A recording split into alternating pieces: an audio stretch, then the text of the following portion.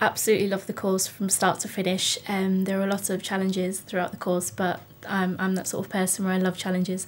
Thoroughly enjoyed it. I've always wanted to do journalism since I was a young girl. The portfolio piece that we had to do was like an open book really. You could choose your own subject, you could choose your own interviewees and how you wanted to put the portfolio together.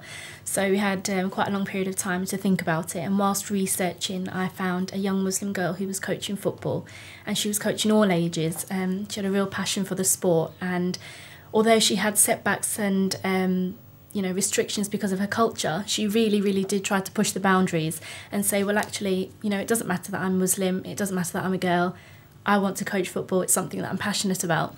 My work experience varied. I've obviously done broadcast journalism, but initially I started off in newspapers in a small newspaper company in London, and that sort of confirmed to me that broadcast is what was suited to me.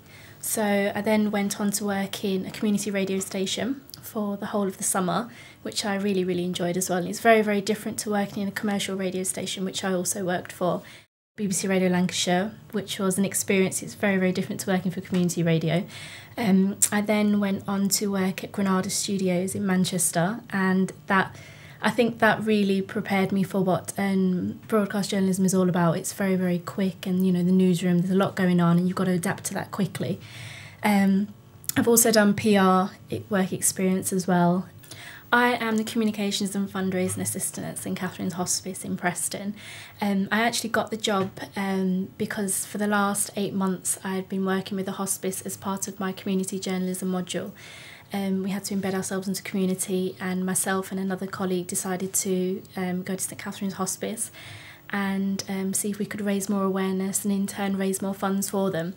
So we'd been doing that for 8 months, and our final piece that we produced for them was a documentary.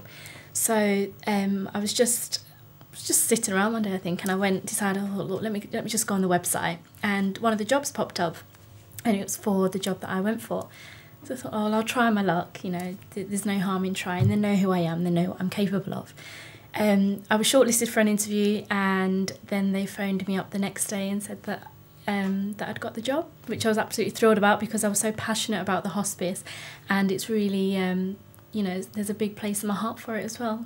I'm communicating with the local media, I'm trying to raise more awareness by promoting events, and also trying to come up with new ideas and ways that we can reach out to different communities in Preston.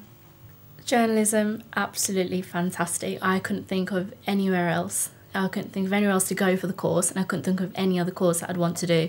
It's enjoyable, you learn so much, you meet loads of great people, loads of connections, and the course at UCLan I think is the best. I mean, I've learnt so much, and like I said before in the beginning, I've had the support that I need from my tutors and my lecturers. Anytime I've needed them, just drop them an email, even if it's midnight, quickly drop them an email, and they're available for you whenever you want them.